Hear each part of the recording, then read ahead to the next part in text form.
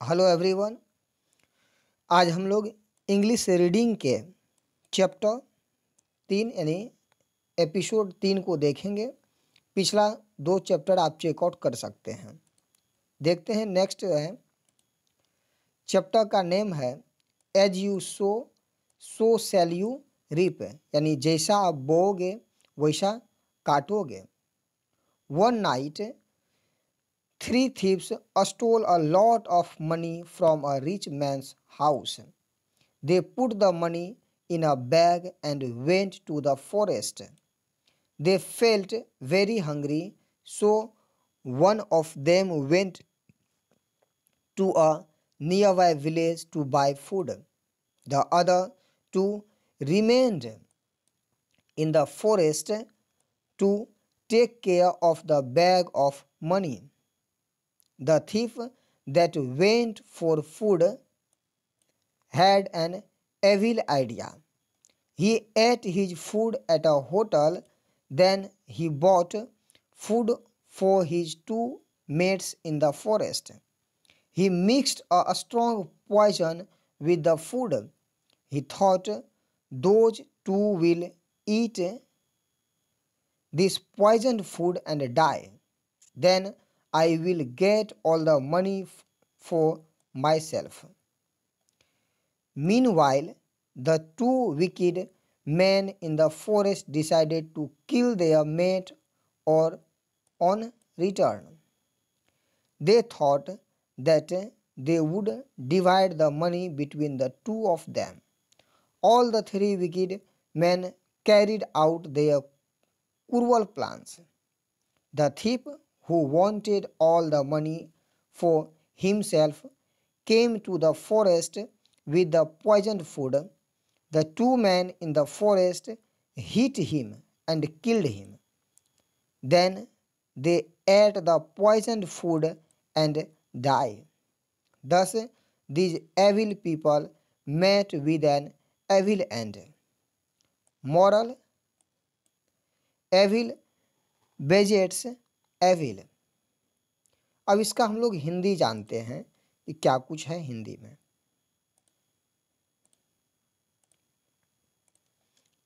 As you sow so shall you reap, यानी जैसा आप बोओगे वैसा काटोगे।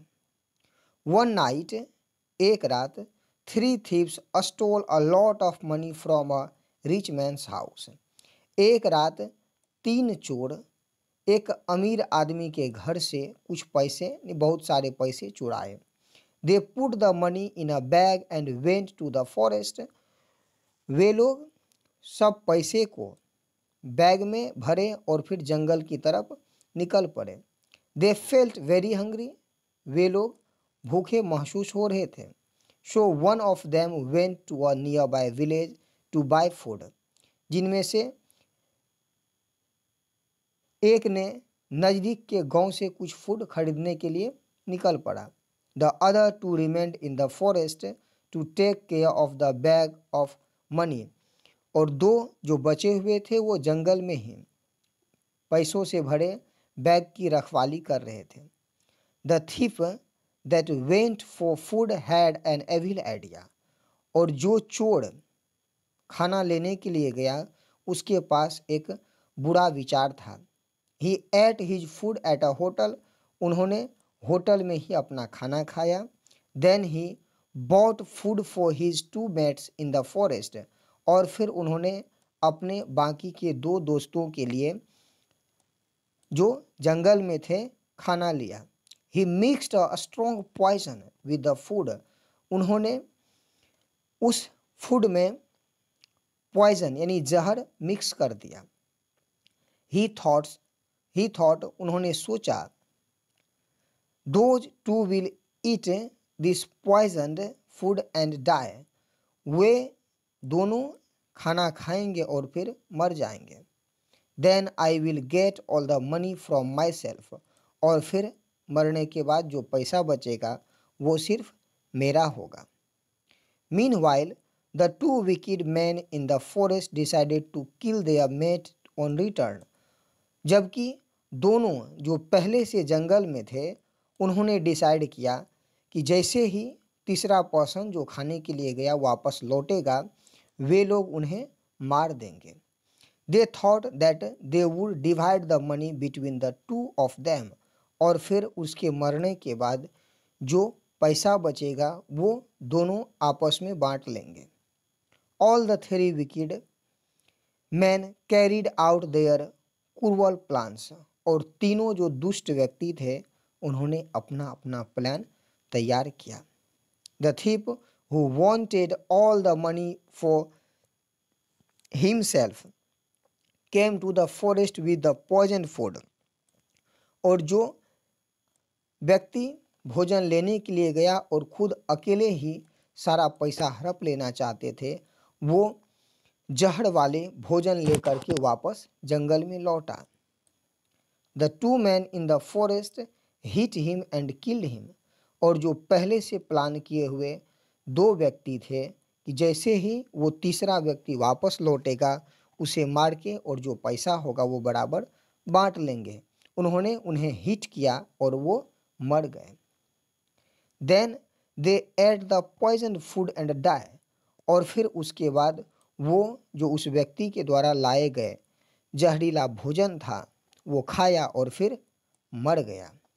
दस these evil people met with an evil end, और इस प्रकार से जो दुष्ट लोग थे वो मर जाते हैं और इस प्रकार से उसका अंत हो जाता है। कहानी का मॉरल यानी उद्देश्य क्या है, सार क्या है? एविल बेजेट्स एविल, यानी जो बुरे प्रवृत्ति के लोग होते हैं और दूसरे का बुरा सोचते हैं, आखिरकार उसके साथ भी बुरा हुई होता है। तभी तो कहा गया है as you sow shall you reap, यानी जैसा आप बोओगे वैसा काटोगे।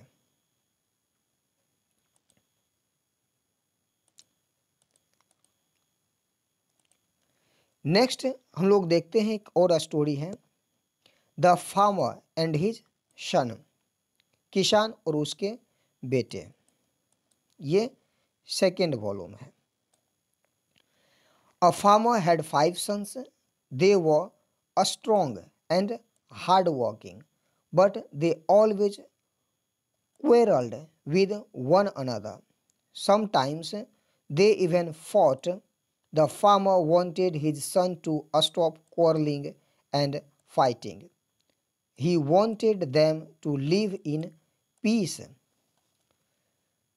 Plain words of advice or scolding did not have much effect on these young people. The farmer always thought what to do to keep his sons united. One day he found an answer to the problem.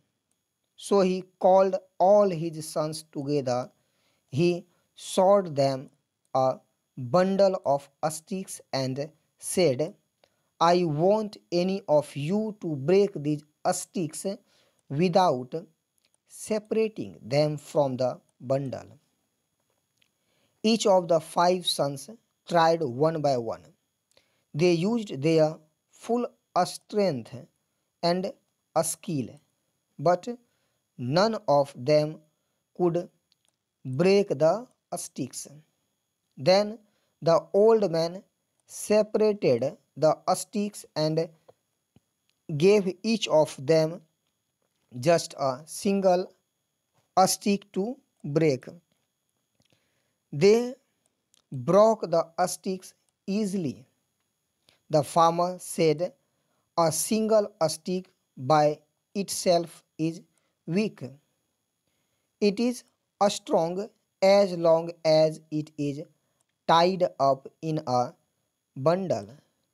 Likewise, you will be strong if you are united. You will be weak if you are divided. Moral: united we stand, divided we fall. अब हम लोग इसका हिंदी में देखते हैं कि आखिर इस कहानी का क्या सार है। The farmer and his son, किसान और उसके बेटे। अ फार्मर हैड 5 सन्स, एक किसान के 5 बेटे थे।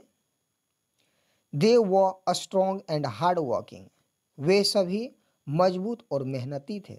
But they always quarrelled with one another, लेकिन वे लोग आपस में हमेशा एक दूसरे से झगड़ते रहते थे। समटाइम्स, कभी कभी, दे इवन फॉट, और कभी कभी वे लड़ भी पड़ते थे। The farmer wanted his sons to stop quarrelling and fighting, और जो किसान है यानी उनके पिता, वो चाहते थे कि उनके बच्चे आपस में लड़ाई झगड़ा न करें। He wanted them to live in peace, और वे चाहते थे कि उनके बच्चे शांति से रहें। Plain words of advice or scolding did not have much effect on these young people. सामान्य बातचीत, सलाह या फिर डांटने से उन यंग यानी युवा लोगों में, युवा बच्चों में किसी प्रकार का असर नहीं दिखता था। The farmer always thought what to do to keep his sons united, और जो किसान थे वो हमेशा चाहते थे आखिर वे अपने बच्चों को यूनाइटेड यानी एक साथ कैसे रखें। One day he found an answer to the problem, और इस प्रकार से एक दिन उन्होंने इसका आंसर ढूंढा। So he called all his sons together, इसलिए उन्होंने अपने सभी बेटे को एक साथ बुलाया। He showed them a bundle of sticks and said, उन्होंने स्टिक के बंडल लाए और कहा, I want any of you to break these sticks without separating them from the bundle, और उन्होंने कहा कि मैं चाहता हूँ कि तुम में से कोई इस बंडल के स्टिक को बिना अलग किए तोड़ के दिखाओ। Each of the 5 sons tried one by one, और पांचों बेटे उस बंडल से भरे स्टिक को एक एक करके तोड़ना चाहा। They use their full strength and skills, उन्होंने अपना पूरा ताकत और बुद्धि लगाई। But none of them could break the sticks, लेकिन उनमें से कोई भी उस स्टिक को नहीं तोड़ पाया। Then the old man separated the sticks and gave each of them just a single stick to break, और इसके बाद बूढ़े आदमी ने उस बंडल को खोला और एक एक स्टिक अलग करके सब बच्चों को दे दिया। They broke the stick easily, उन्होंने इस स्टिक को आसानी से तोड़ दिया।